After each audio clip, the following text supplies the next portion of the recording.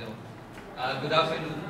Before I begin, I would like to express my sincere gratitude to the people of OGM, the organizers of this wonderful activity, as well as the partner institutions from different Southeast Asian universities and elsewhere who made this occasion possible.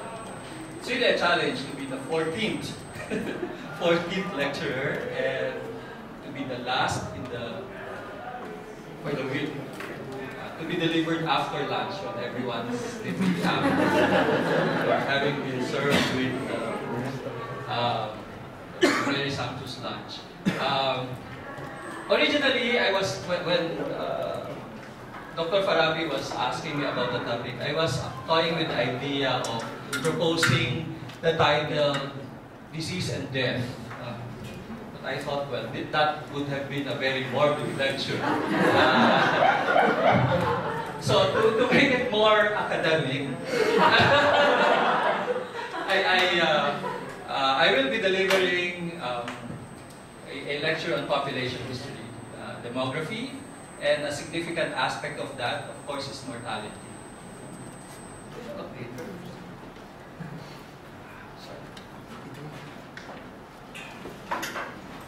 And of course, the study of historical demography or population conditions in past societies would have been better if one is familiar with the methodological and theoretical underpinnings of the field. But I will not bore you with the technical aspect of demography, which is too much in terms of quantification. I'm basically a historian. I'm trying to pretend like I understand math. And you can also do that in your careers. That's an advice.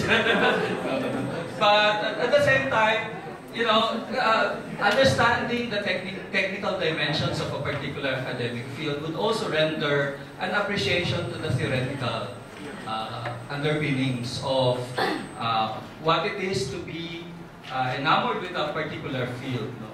And obviously, my baby is demographic history, but I also dabbled with a lot of other attendant concerns related to the understanding of the philosophy, the theory, the methodology of demography in historical terms. So, since the theme of the entire seminar is on transnational histories in the plural sense, I would like to contextualize this in terms of our understanding of Southeast Asia and how can we locate ourselves, our own academic concerns. I do not expect some converts after a lecture of 1 hour to do this particular field, but perhaps you can have a taste of what may be in the offing if you're exposed to this. Oops.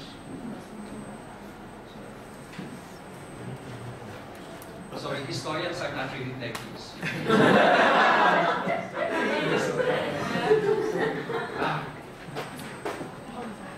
When we look at the study of demography of course would entail an understanding of social change, of how populations evolve from one condition to the other.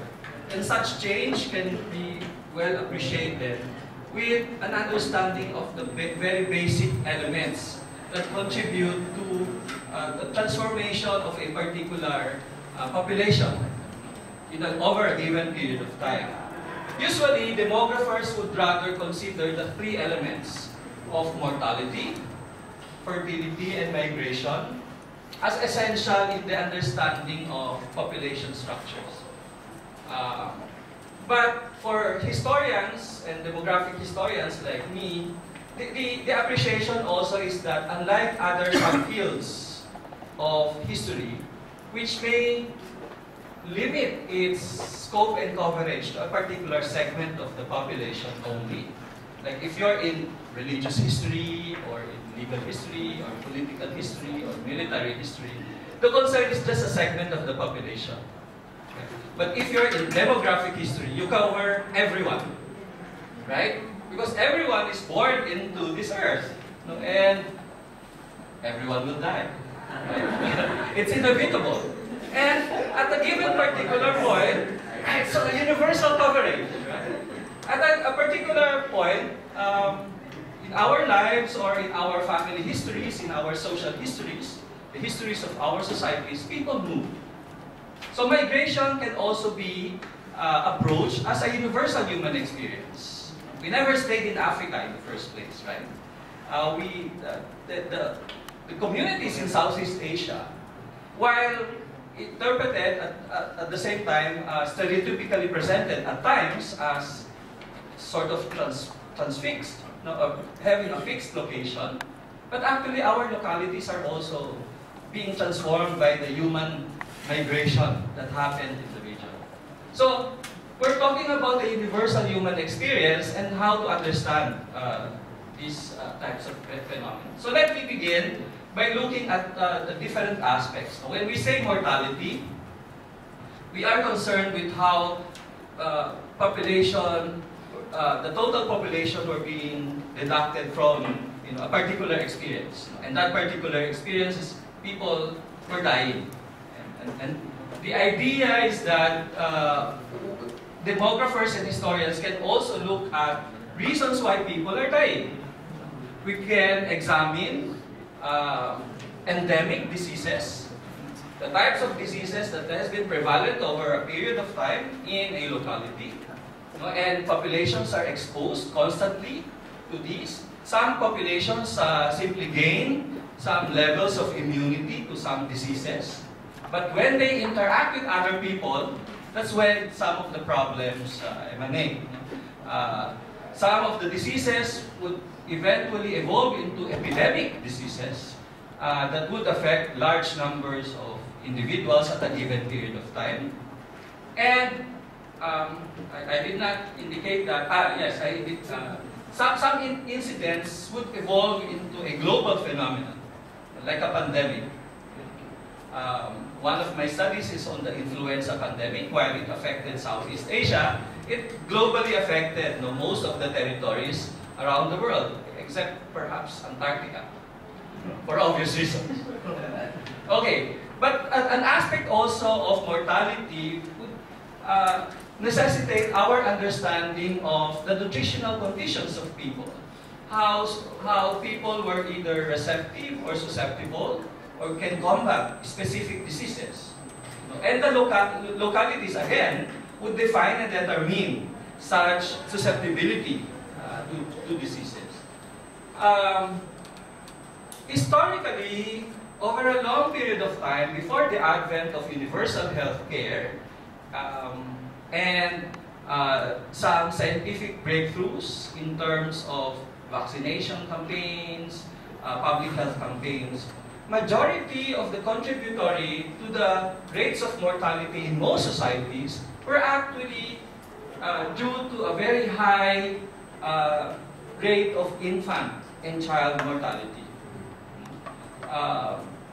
Simply put, children and infants were dying in massive scale, comparatively in historical period, than in the present, for some reason or the other. So it's important also to look at infant and child care, the way societies value children and value infants, value infant care and child care, as important elements of social conditions. So aside from, and these are just some of the concerns in historical mortality studies. Right? We can also look, of course, if you're a social historian and you're bored with statistics and numbers, you can also present the drama of epidemics and pandemics. While at the same time, endemic diseases can also be projected as experiences of everyday life. We may carry some bacteria or viruses in our body. Some were resilient enough to live in our bodies. And we may experience some levels of resilience ourselves. But that doesn't mean that it's no longer part of our everyday existence. In this particular case, again, age structure is very important. Some diseases would affect a particular age group of individuals.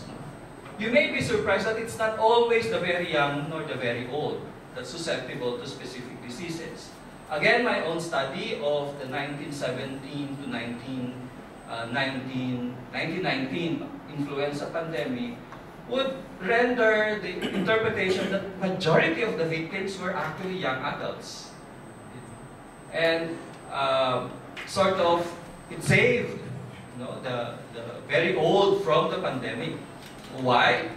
Because of the recent findings that a generation before the 1917 pandemic, huge sums of population were already exposed to a particular type of influenza virus, but it mutated in a large scale, in a different mode, by 1917. So those who were born a generation after the first influenza outbreak never had the immunity, so to speak, to them. So you can have a truncated line of mortality or morbidity experiences given a specific disease. Class, ethnicity, and gender would also render a significant dimension to the study of morbidity patterns. Some societies would exhibit, for example, particular class structures that would tend to favor social, hygienic, or medical practices for specific classes. Like, do we boil water? Do we drink water from the taps? Or do we drink water from the rivers? Or would a particular group of migrants with preference to drinking coffee or tea, which necessarily should be boiled, be less susceptible to the outbreak of specific diseases like cholera? Compared to, say, the indigenous peoples who are used to drinking from clay pots stored for several weeks, and so forth. And so, before the advent, of course, of the idea of universal hygiene and public health, right? So the ecology and the environment is as crucial in the understanding of historical morbidity as the social relations of people. Fertility. Of course, when people ask, how many children do you have? I usually ask, I don't have children. My wife has 2. Right? But again, it's very important to understand, because men do not give birth, right? So it's usually, especially for gender-based understanding of social histories, demography presents a very important tool in the understanding of the status of women. What is the particular mean age of women at marriage? Do they experience delayed marriages? Or do they experience early menarche and exposure to sexual relations? Or was marriage being delayed as a result of certain social conditions? Right?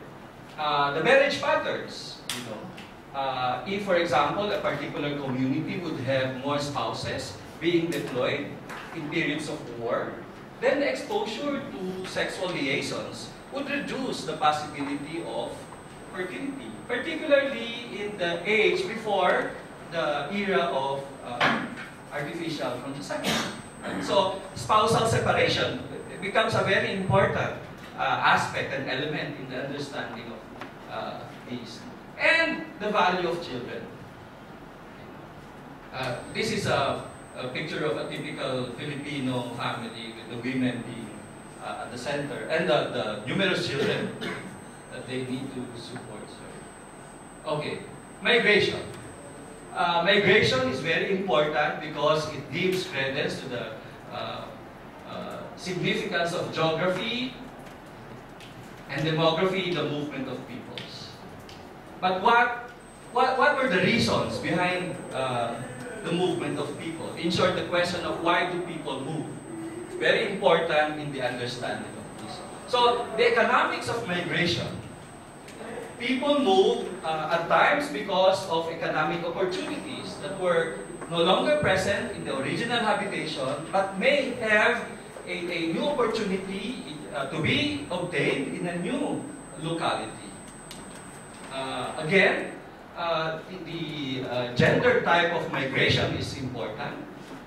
If a male-oriented or a female-oriented migration stream is to be observed, what particular ethnicity and the significance of nationality and national relations or ethnic relations were being formed as a result of that.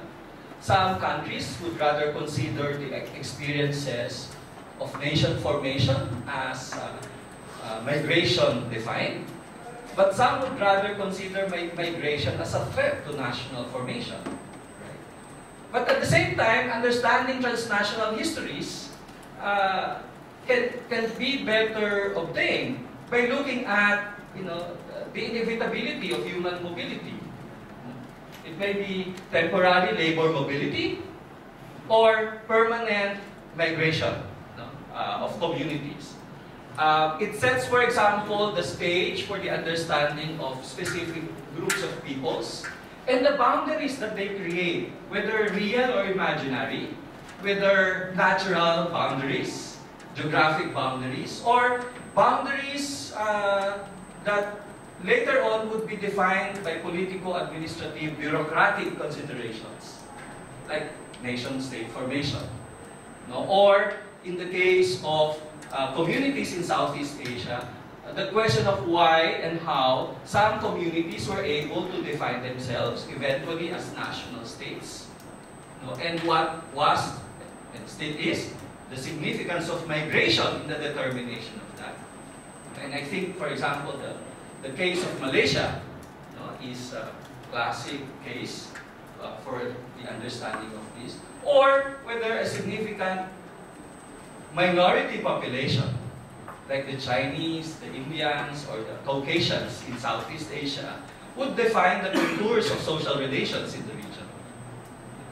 Do we confine our understanding to the Chinese, to particular nation states, like the Chinese in the Philippines, the Chinese in Indonesia, the Chinese in Malaysia, or Singapore, or Thailand? Or would you consider the possibility of, trans-regional migration patterns as a dimension in the understanding of transnationalities? And by transnationalities, we also mean that essentially the boundaries were at times artificially defined and constructed.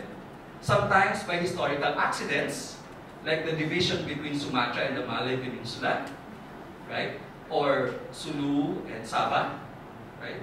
Or by a very conscious, state-directed, whether colonial state or national state-directed efforts at defining the boundaries that eventually separated communities. They didn't realize that their relatives were, eventually will become a nationality of a different nation, 2 or 3 generations hence. Right? So we can no longer consider that as migration, but that would make it essential in the understanding of the formation of boundaries, of how the newly constructed national entities would define internal migration and external migration in the region. Okay, so the example, of course, of the pre-boundary setting type of migration pattern was the classical Austronesian migrations. From southern China and Taiwan, moving down to the Philippines and the Indonesian archipelago, to as far west as Madagascar and as far east as the Easter Island near Chile. One of the most massive, geographically diverse type of pre-colonial, prehistoric even migration patterns. These were not set by a conscious effort at establishing boundaries, but nonetheless it defined the identities of peoples. And it's not the demographic historians nor the the population historians that made sense out of this, but essentially ethnolinguists, linguistic anthropologists, cultural anthropologists who were looking at the patterns of not only human diversity, but the commonality of this before the formation of nation states. That Madagascar and Indonesia and Hawaii and the Easter Island and the Philippines had something in common, beyond and before the nation. Okay, so how do we then look at Southeast Asian historical demography as a means of understanding the transnational experience? Just to give you an example, of course, most of the pictures, my apologies, this is my way of highlighting the Philippines, always at the margins. Most of my pictures are about the Philippines. We had this tradition of recuerdos de batay. It's a combination of Spanish and Tagalog. Recuerdos means memories, memento, and patay means death. The memento of death. Yeah. The idea that, well, most Filipinos are fond of taking pictures, selfies and all.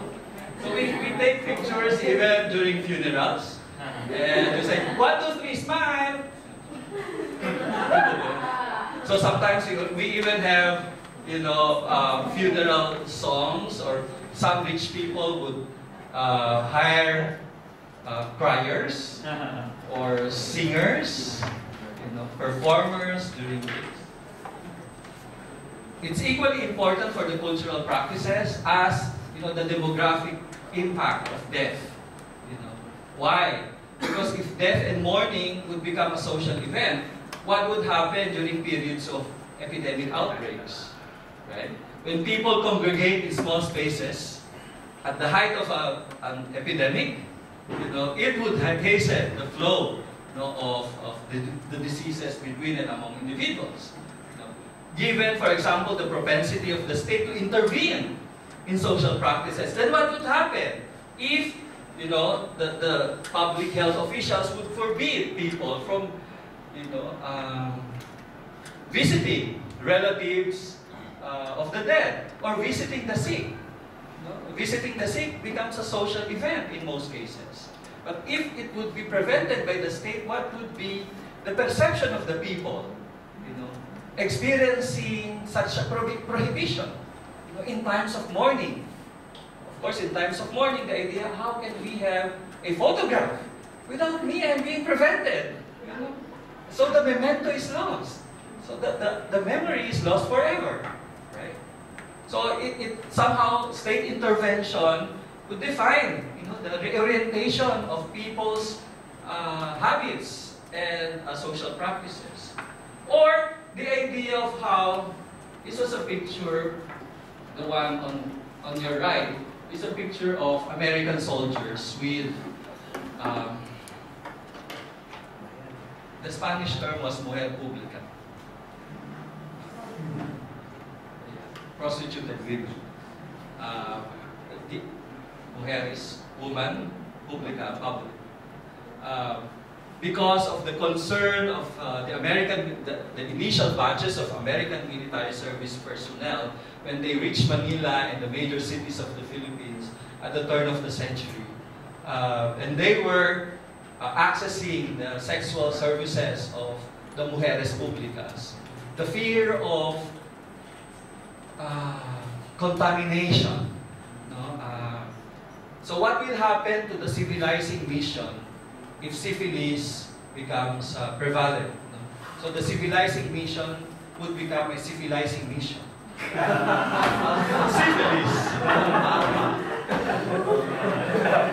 Sorry, lecture number 14. So the idea was really to not only control prostitution, which was perceived to be a social problem, but also prostitution as a purveyor to a medical public health problem. But what's happening was that the regard was first and foremost to serve the men of American military services, no, not the women.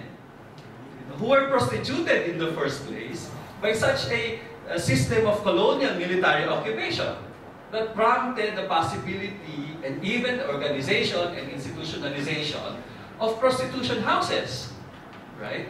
So again, it may not be exclusively quantifiable. You know, they have reports of how many women were given licenses, how many women were examined, given sanitation permits and all. You know, but what was the consideration of these men to the local women? And how were the relations defined as being presented as a public health concern? It's no longer, unlike in the highly Catholic orientation of the Spanish colonial administration, a moral and spiritual dilemma on the part of the church and the state in controlling prostitution. Now the Americans were presenting it as a medical, a demographic, mortality dilemma. But in both cases, the status of women were not being considered as significant, despite the fact that the prostituted women were front and center of all of these concerns. Okay. Southeast Asian population history, as you may well know, had already developed through the years, through the various interpretations of different historians. But I mention these studies because while they never oriented their studies as essentially demographic history, they may also have some resonance in the concerns of the demographic historian, in the understanding of the intricacies of population, of fertility, mortality, and migration in different periods. John Smale's class for the autonomous history of Southeast Asia would consider, for example, the idea of what's a local population and an external population force. You know, later on I will introduce the idea of, you know, I'm not sure if this was already mentioned to you in the past lectures, the idea of the essential outsiders in Southeast Asia, right? The projection that perhaps the perspective should also be looking at the people of Southeast Asia, some means of understanding the experience. Wang in a compilation of articles and essays challenged the historians to look at the histories not only of the different national polities, but how these communities were relating to each other in terms of a lineage, which reminded us with the idea of the genealogy. Not only the genealogy of the nation, but also the genealogy of national historical generalizations.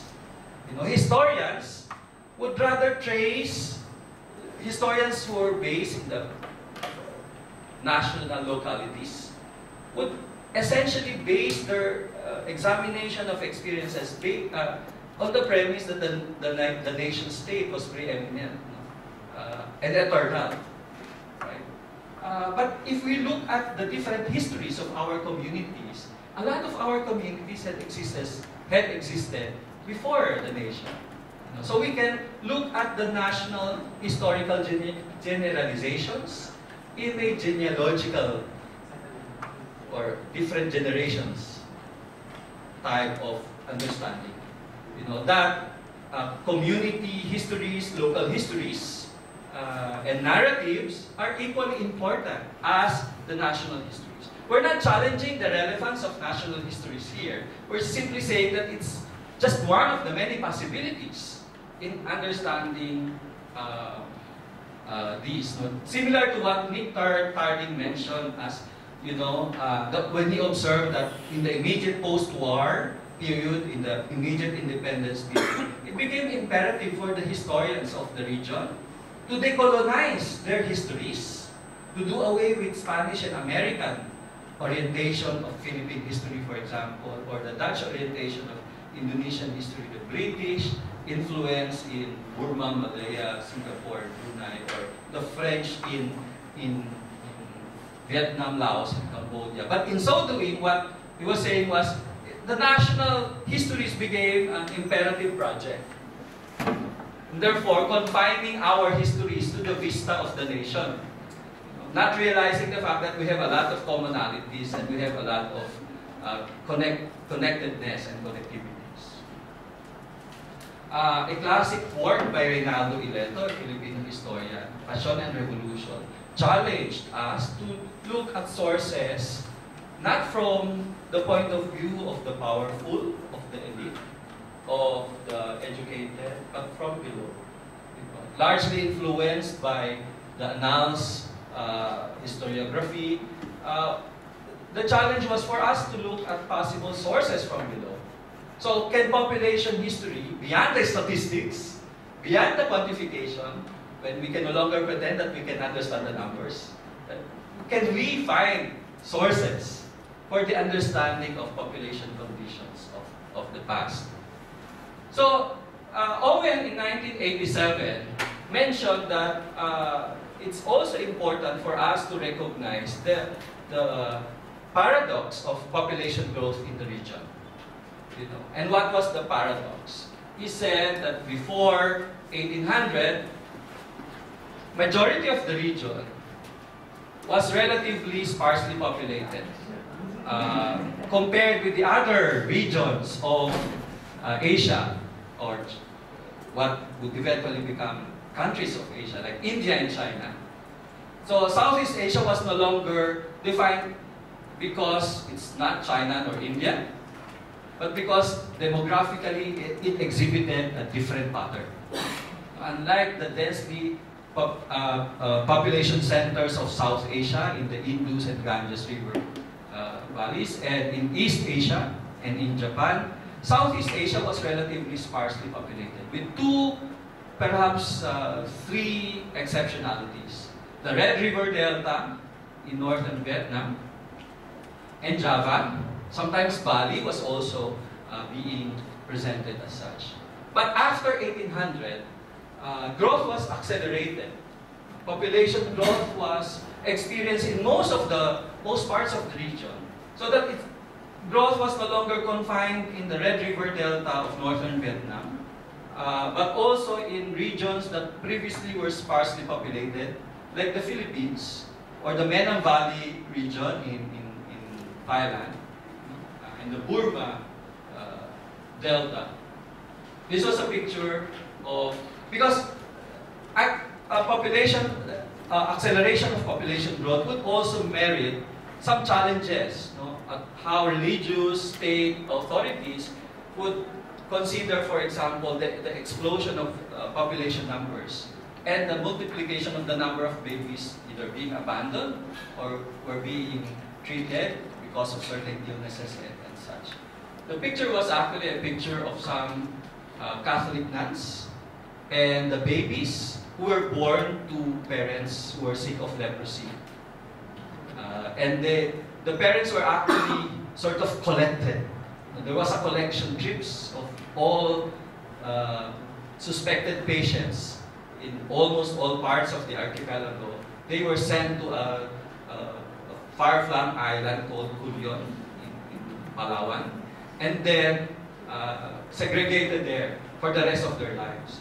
But that never prevented the patients from interacting and mingling and having sexual and social relations with other patients. So what will happen to the babies of these? During periods of population, growth of population,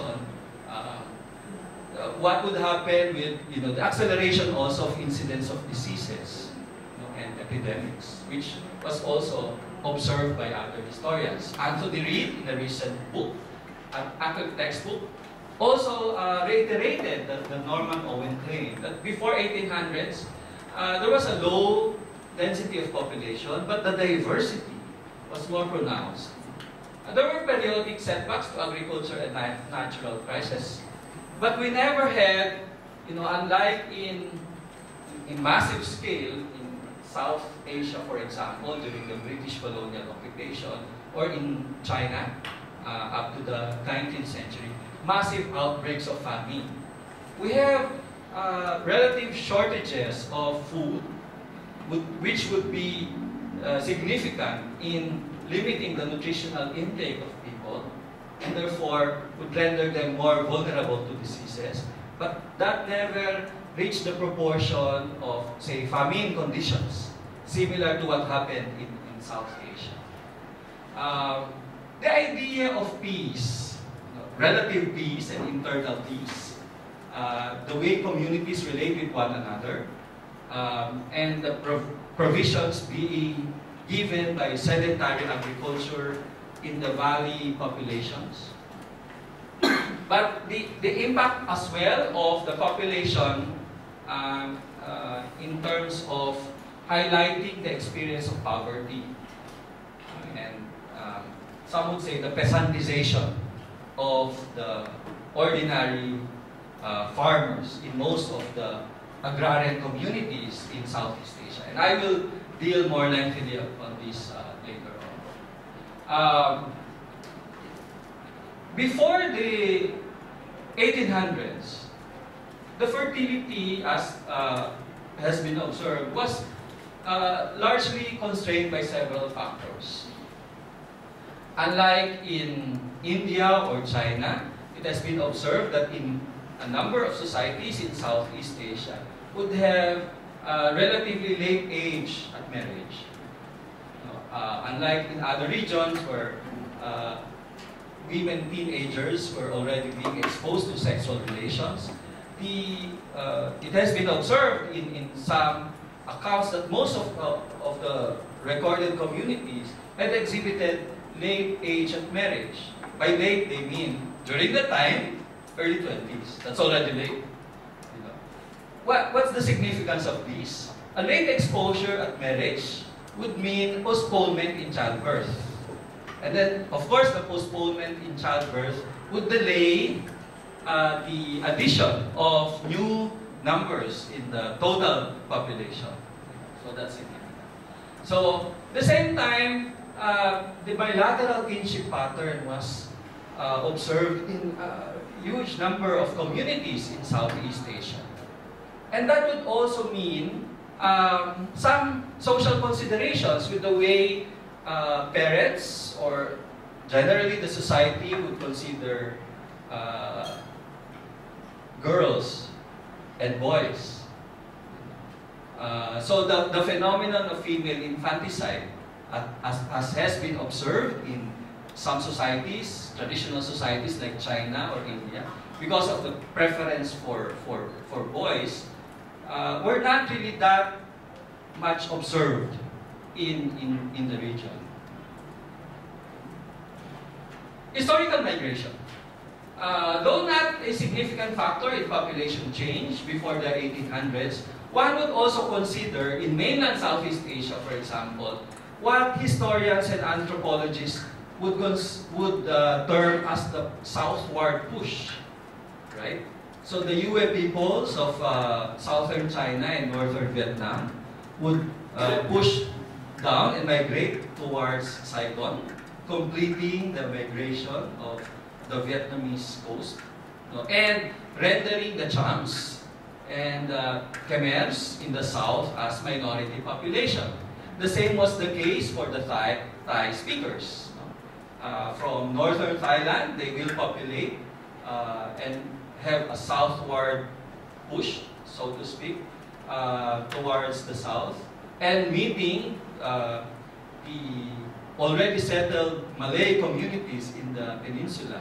Hence what On and On mentioned before, in the 4 provinces of southern Thailand.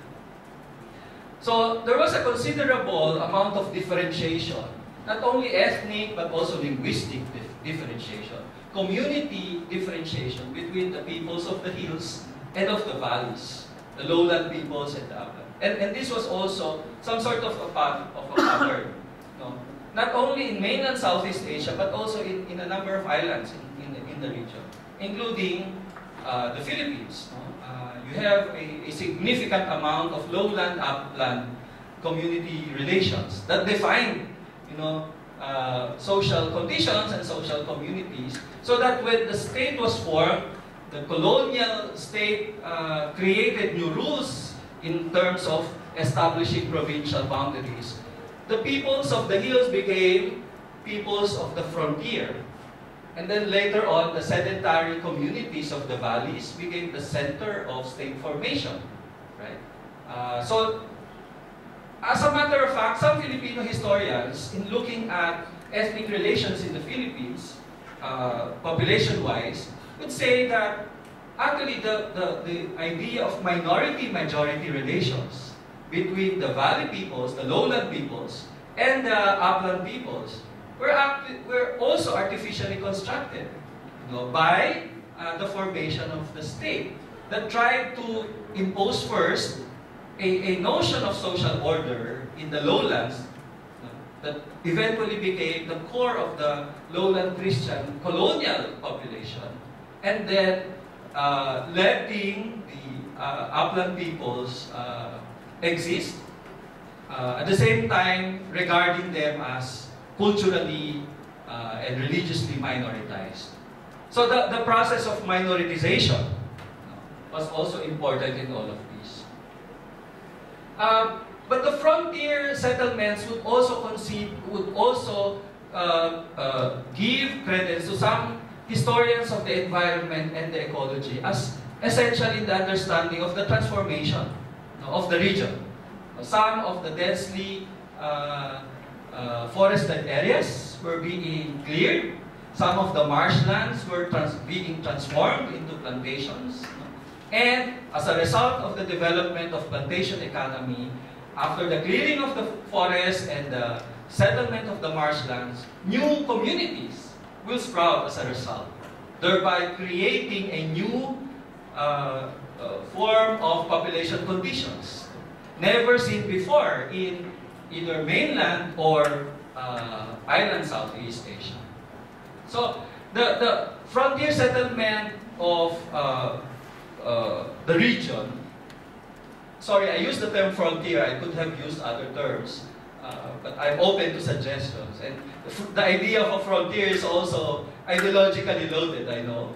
But for lack of a term, I'm using this. But the plantation economy and the integration of the local agrarian communities in the global capitalist system with cash crop agrarian production as essential also had an impact in terms of the population and the demography of the people. And also it attracted a lot of migrants from other regions. What I termed before as, what historians would term as the essential others. The Chinese and the Indians and eventually the Europeans. But this should also caution the population historian against the possibility of creating stereotypes on these communities. There is a very grave tendency to homogenize the Indian population or the Chinese population or the European population in Southeast Asia, as if there is a single, monolithic, homogeneous Chinese identity that suddenly migrated to the region without recognizing the diversity as well of these migrants. In India, the Tamils were different from the Punjabis, the Gujaratis, and others, right? And of course, the Chinese. We have in the Philippines different terminologies for the Chinese based on their community of origin or their ethno-linguistic identity. We don't simply refer to them as Chinese, but the appreciation of divergence and diversity and differentiation was somehow lost when we say, oh, collectively they should be enumerated as Chinese, right? Historical mortality also created a new avenue for the assessment and evaluation. Again, before 1800s, mortality was less high. But though epidemics were already present, there was already leprosy, the idea of a lot of endemic diseases were present in the region. But deaths were often associated with, as I have said, malnutrition, though food supplies were generally adequate, and spousal separation was also noted. But after 1800s, the development of plantation type of agriculture the integration of local communities for cash crop production to the global capitalist market, would consider various types of development that Norman Owen would term as the age of prosperity without progress. Well, communities were being productive if we consider productivity of the land per hectare. It's definitely above par, considering the previous conditions. Because, of course, in the eyes of the state, the forests, the marshlands were wastelands. And this is, again, very interesting. Some of the British colonial documents would consider, for example, forested areas and marshlands as wastelands, like a desert or something, without anything. So it should be cut or cleared and then therefore open for internal migration, colonization, or agricultural production. But while these created conditions for gains in productivity of the land in terms of cash crop production, the intensification of commercial crop agriculture would also render population to be more observable, to have a greater possibility of social inequality. Right? You have you need huge numbers of landless peasants who are willing to work in the field as peasants, whereas previously they were independent, small farmers. Now they were working in the fields as peasants. So the idea of productivity per person simply becoming stable or even declining at the time when wealth was being generated out of these plantations. The result was, of course, a more observable social inequality between and among the different sectors of society. And the opening of these previously forested areas, marshlands and uninhabited lands, to plantation crops would also open the doors for the expansion, the furtherance of, and the speed of the outbreaks of epidemics. So that Ken de Beauvois, for example, in 1995, would consider the 19th century really as the as the age of epidemics, with what he would term as the agents of apocalypse, limiting population growth through the outbreaks of epidemics.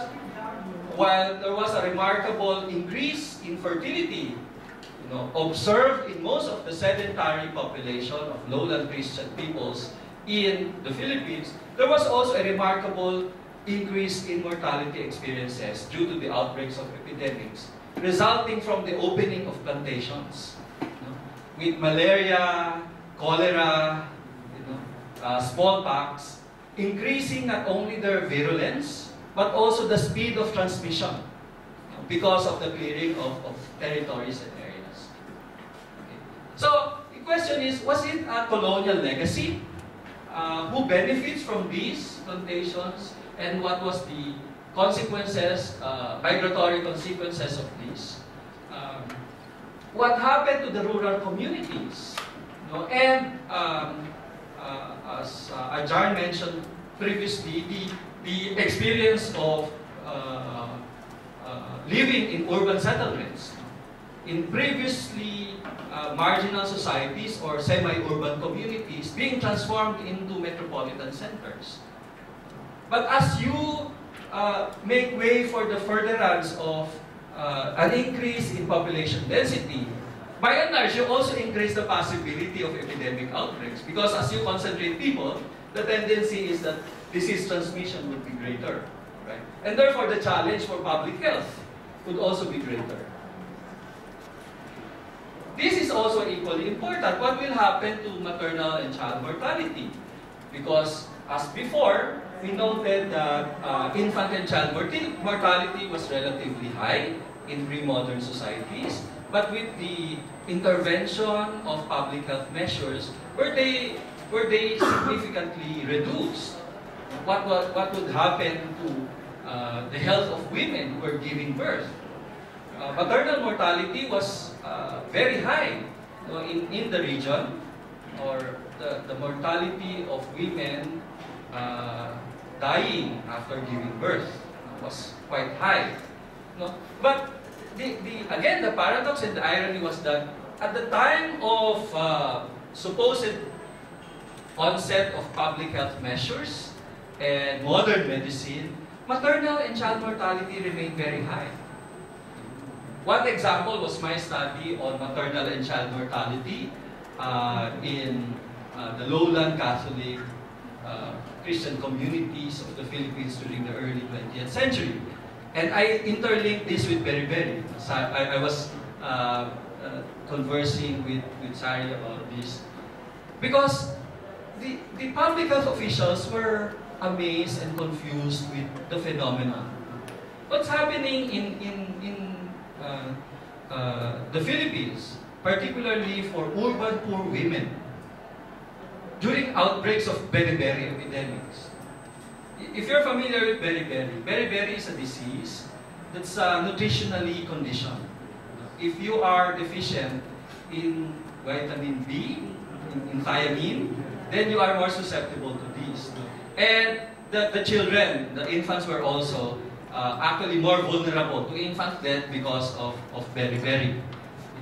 They say the observation was quite weird. In the early 20th century, American public health officials have noted that the incidence of beriberi were very high among urban poor women, but not rural poor women. It was not high in urban women of the elite class. More so for the elite women in the rural areas. So hardest hit were the urban poor women.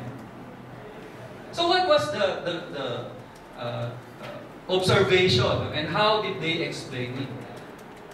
The onset of plantation agriculture in lowland communities in the Philippines would necessitate the conversion of previously independent small farm lots that were designed to raise rice, vegetables, all of the needs of the community locally, and convert them to cash crop plantations like sugarcane, abaca, tobacco, and the like, right?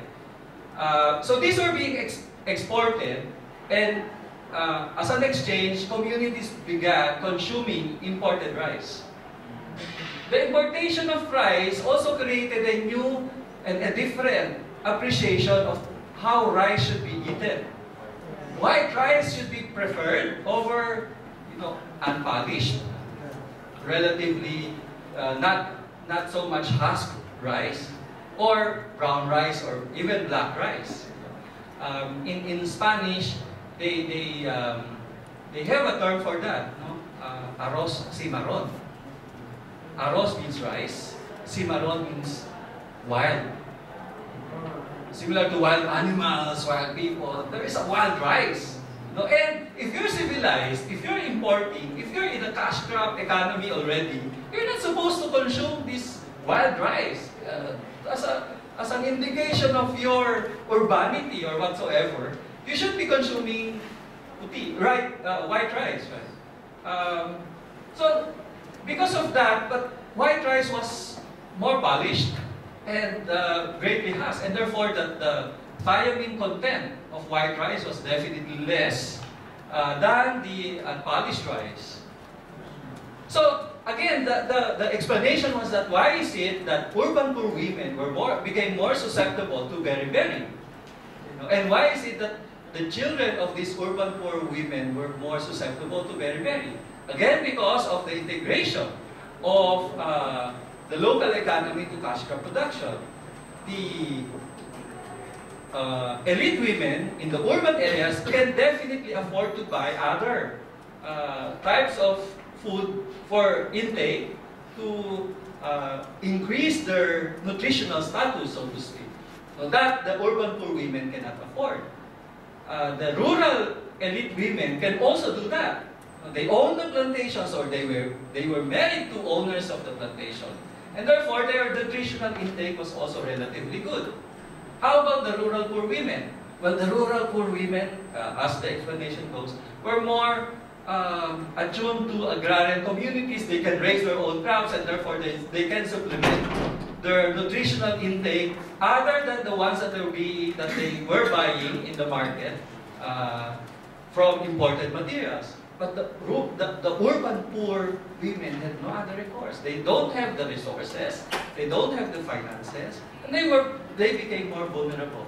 So just one disease, and the phenomenon was interlinked with other phenomena, right? So that's one way of looking at the possibility of these, and looking at conditions and phenomena beyond the nation, beyond the policy, beyond the state.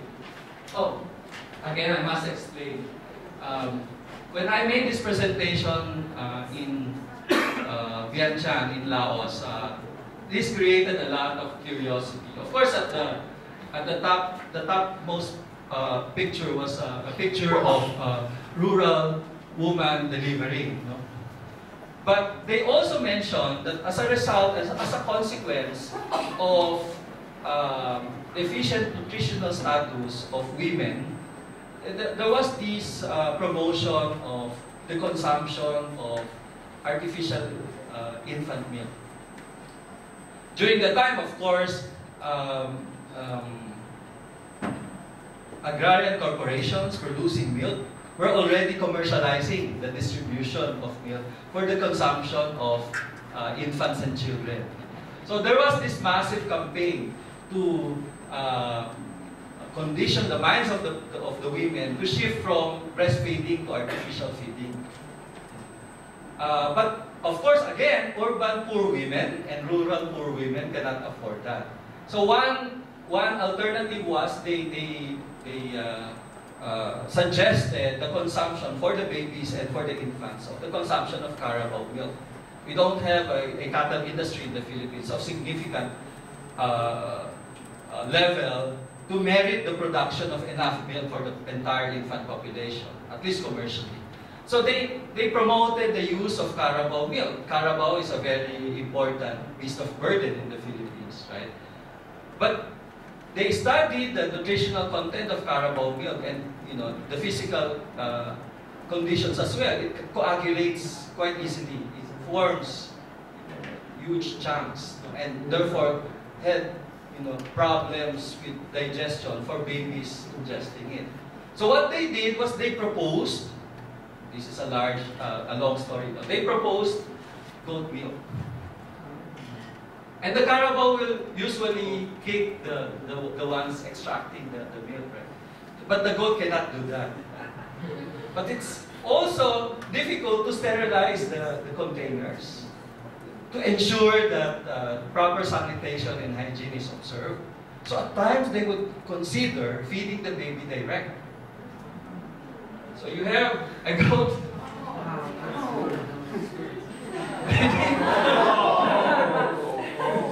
Just to wake you up from slumber. Okay. So sometimes it's really beyond the numbers. The photographs can reveal a lot of stories. This was published in the Philippine journal of the Philippine Medical Association, Journal of the Philippine Medical Association. So, because they had this entire series of studies about infant milk and infant mortality and beriberi and maternal mortality. So I use this for curiosity, just to break the... So sometimes, some would say, then, do we consider all of these colonial reports, statistics, and all as the end-all and be-all of sources? No. We can actually use popular narratives and look at how perceptions about death, about disease, about population were being expressed locally in the language. On your left is a very crude translation of a very political prayer. So it should be like somebody leading a prayer and the community answering. So the answer is, God save us, or iligtas mo po kami. So for every life, we'd say, from the disease of cholera, God save us. From the sanitary guards, God save us. From the alarming vehicles, from the abusive inspectors, from the unknowing medical practitioner, God save us. From the hardships and pains of San Lazaro. San Lazaro was notorious as a hospital. From the drunken Americans, God save us. From the abusive Americans, God save us. And then afterwards, from the pickpockets, highwaymen, jingoists. So this is definitely not a statistical, quantifiable expression of demography, but this can also reveal some sense of people's perception about death and of disease. And it continues. And this the idea of disease becomes even more political in that sense. Give us independence, to have equality, to end the infighting, elect the Filipino. We learn, let us be united, let it be, amen. And then the Latin, there is ora pro nobis, it's Latin. And then a mixture of Latin and Tagalog. That's totally unintelligible, even for a Tagalog speaker. But you can have a sense, lahator ng mga bagay-bagayator. Bayanang Pilipinyararong. Kahirapan means poverty. Reventatum, to rebel against. So, in the 1918 national census, for example, the Americans lamented that the Filipinos, every time at the outbreak of the epidemic, every time a medical officer would approach them, they would flee out of the scene. And the quatrain was always that, ginamot ng ulol, pinatay ng marunong. They were cured by a fool, but killed by a wise man. The medical professionals, the scientists, the laboratory technicians were actually killing the people. The people would rather go to the local doctors. Medicilios, Albulario's. You have all of these institutions in the region, right? In Indonesia, right? You have all of these. And what were the curiosity is, what were the people's expressions to all of these? Were they being presented and regarded as fools, the way scientific American perspective would rather the people consider them? Or were they being trusted by the people? Right? So, cured by a fool, they were actually the ones with a greater efficacy, in terms of curing the disease, rather than the doctor, medically trained in the universities. So, what were all of these? So these were actually tensions that were occurring between local and colonial medicine in Southeast Asia. And by local, I put this in parentheses because it's, again, highly contestable concept and construct. But local healers and traditional, again, traditional in quotation marks, medicine, Chinese and Indian medicine in Southeast Asia should also be examined more intensively and extensively in order to understand the way it impacted the local population. How people move, how people stay, how people die, so forth and so on.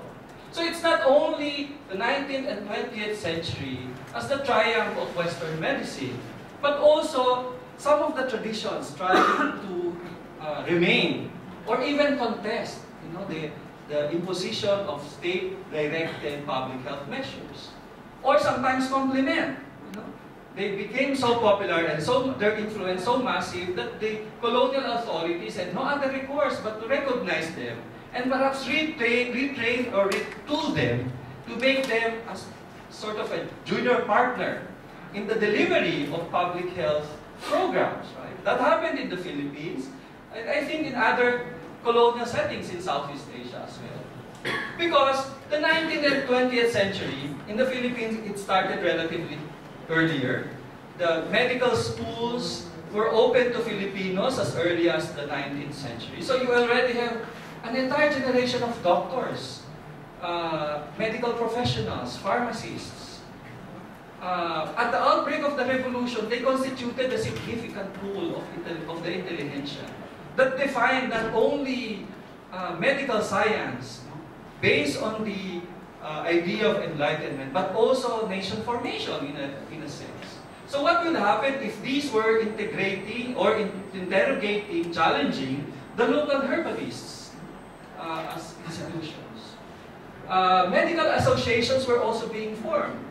And if we look at transcolonial, transnational interactions, there was in the region almost a regular occurrence of medical conferences.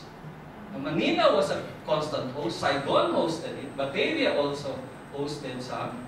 But of course, most of the delegates were colonial doctors, well, with some sprinkling of Filipino doctors in attendance. But they also established their networks. They were linking. The first Filipino director of the Bureau of Public Health in 1919 was sent to India, not to the United States, to look for and to study leprosy control in British colonial India. But he communicated not with the British doctors, but with the local Indian doctors. Of course, there was also this political dimension to it. Jose Rizal was a medical doctor, and so was Sun Yat-sen, and they were interacting not only politically, but also in different levels. Right? So the birth of the laboratories was at times regarded as, correlated with modernity and scientificism. So was the experience of nation formation. Antonio Luna, a general in the Philippine Revolution, actually submitted a thesis on malaria. Jose Rizal was an ophthalmologist. And you have a lot of all of these examples.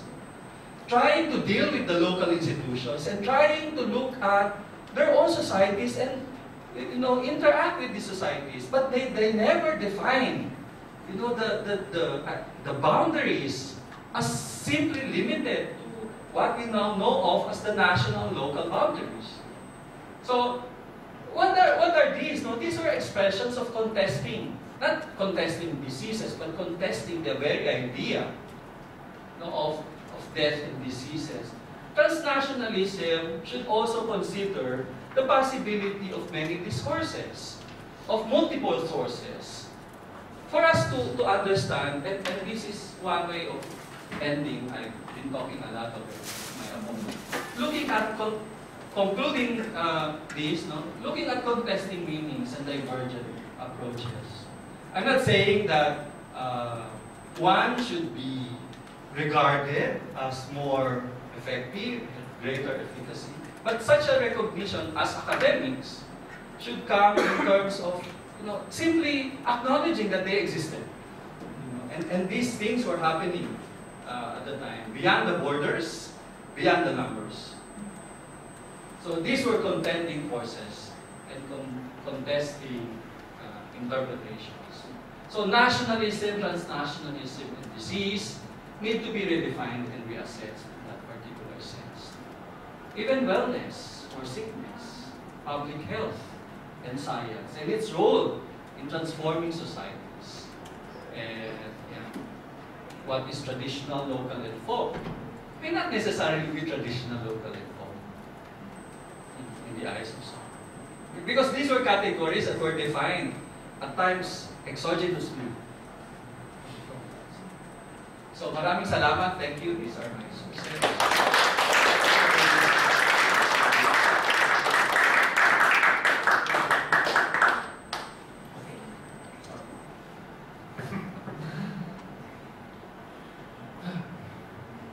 We're all diseased. No.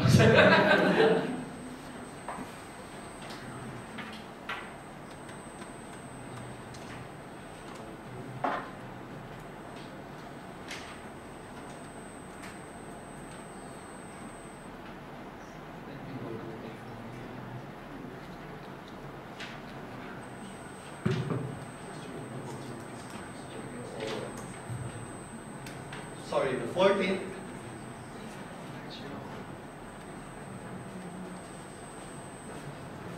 Any questions?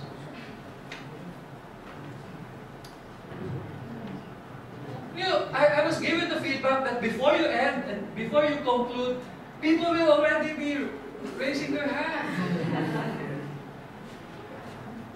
Yes. One favor, can I ask? Can you mention your name and your institution? It's a brief encounter with you, but I want to know as many as. Okay, thank you, Professor. My name is Eka. I come from Surabaya, Universitas Erlangga.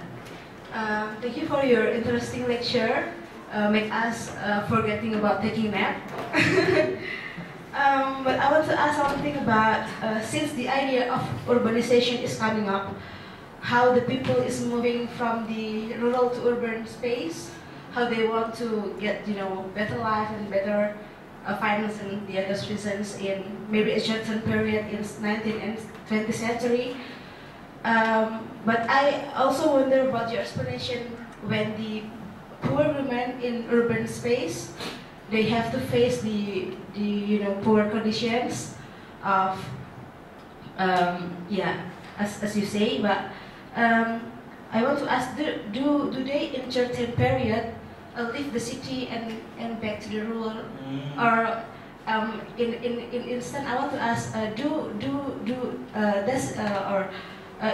is there any the urbanization in some period? Yeah. When historians mention that the post-1800s was a period of acceleration of growth of population, it was also the beginnings of the urban experience in Southeast Asia. You will have in this regard the formation of colonial cities like Manila or Batavia, or Saigon, for that matter, in Singapore, attracting rural migrants who were either displaced as a result of the integration of the local agrarian communities in the cash crop production because of the consolidation of land ownership, or were attracted to the supposed opportunities provided by the new dispensation in the urban centers. But such opportunities may at times be more imagined than real. And therefore, they sort of fall in the cracks and were not accommodated, or they settled in the rural areas hoping for a better life, but they ended up not having the imagined jobs that they will be having, but they ended up doing menial jobs or not being employed at all. So the development also in urban Southeast Asia of slum communities, of displaced peasants settling in informal settlements in a number of Southeast Asian cities. And the growth of population in these urban settlements was also phenomenal compared to other regions in the world. The transition of urbanization exhibited a fairly different pace and pattern in Southeast Asia. That's one. The second is also the idea of a primate city. Primate city, or the city that is the most extensive, the most populous, relative to the secondary cities. They say that technically demographers were defining a primate city as having a population that's 10 times more than the second line city. So if you compare Manila with Cebu, or Jakarta with, well, Surabaya is also big, but the other secondary cities, right? So you have a concentration not only of population, but at times also the concentration of perhaps commercial possibilities for investors, but at the same time, the concentration also of social urban problems, like unemployment, criminality, slum communities, and the like. The phenomenon of Singapore is a relatively recent one. If we look at Singapore before the war, it actually mimics, conditions of other Southeast Asian cities. A very good study was done by James Warren on the rickshaw coolies of Singapore. So you have, a different take of the social history of Singapore from below. You have addicts and drivers and coolies and prostitutes. Very unlike the clean Singapore.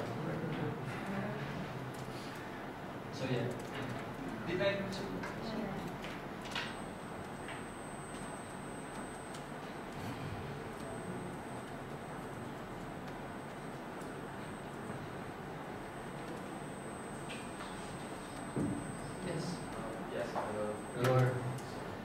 Thanks.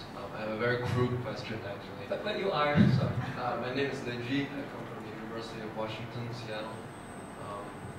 Yes, I'm wondering, do you see any inheritance or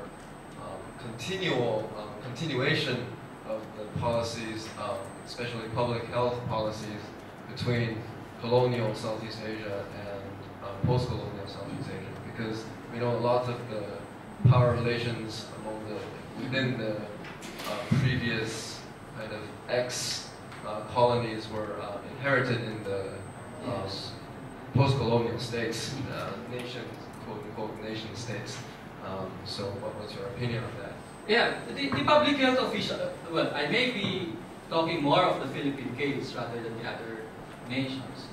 But the public health officials in the Philippines did not die out after independence. They continued serving the hospitals. They continued, defining the contours of the medical health bureaucracy and so forth and so on.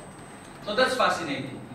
So despite the projection that our political histories would rather present that the period of the granting of independence provided a break, it's more likely that it provided a continuity for other sectors, including not only the delivery of public health programs, but also of, say, medical schools and the production of medical doctors in that particular type of orientation.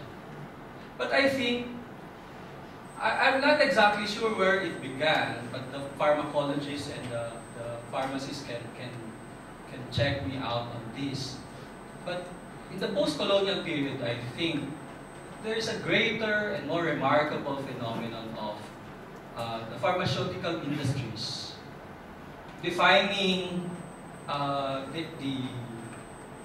some of the concerns of scientific and medical research, of the production of medicine, and even the very definition of what should be in the agenda or not, I think.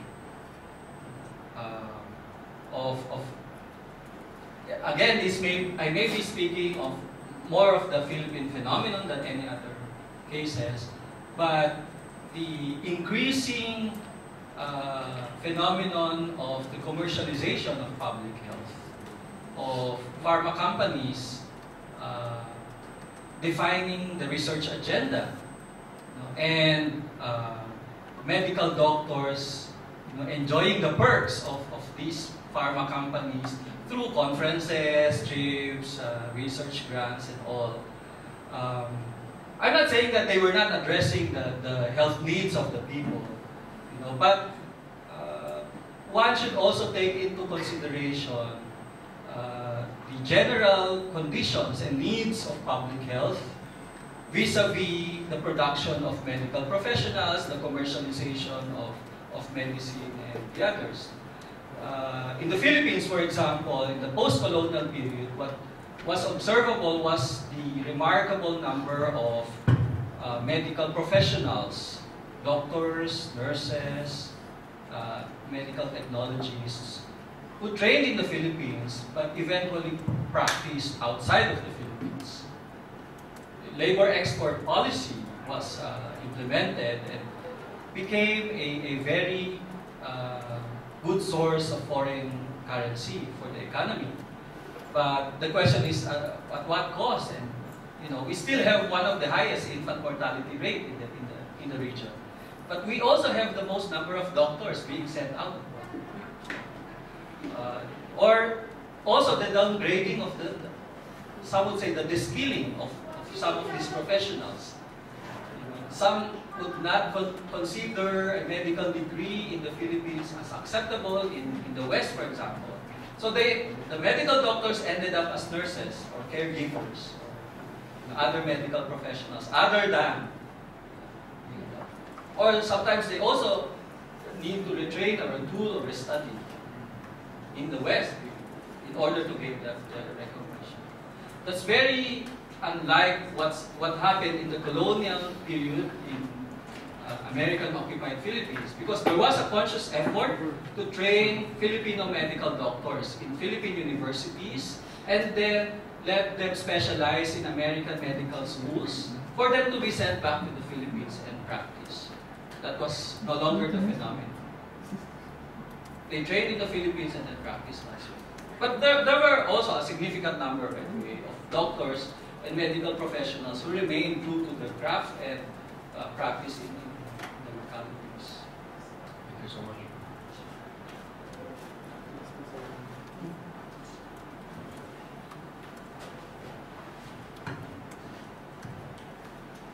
Good afternoon, sir.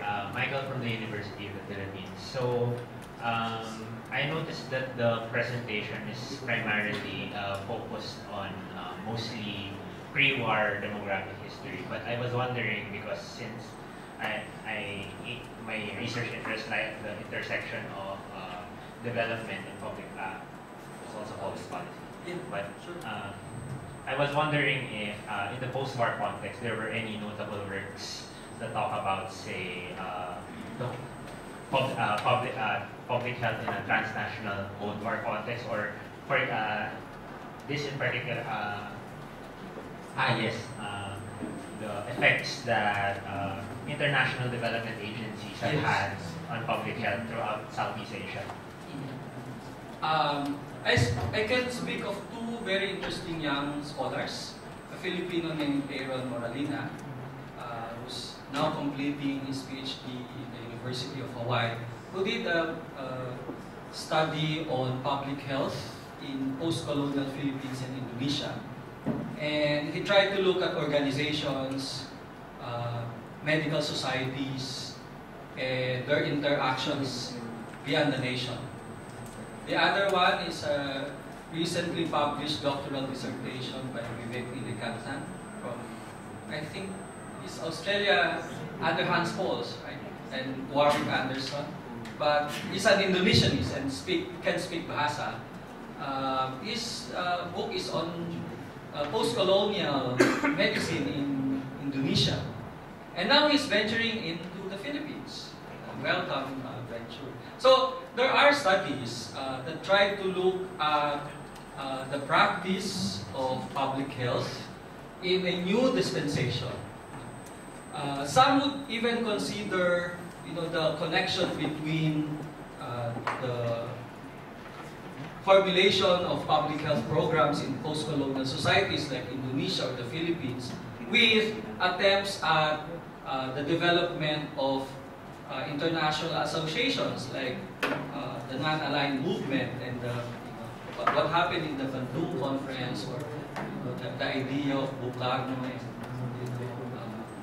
Nasser and the guys, looking at public health as a political post-colonial agenda.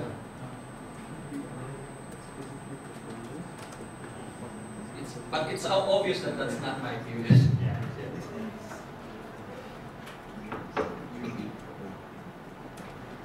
Okay.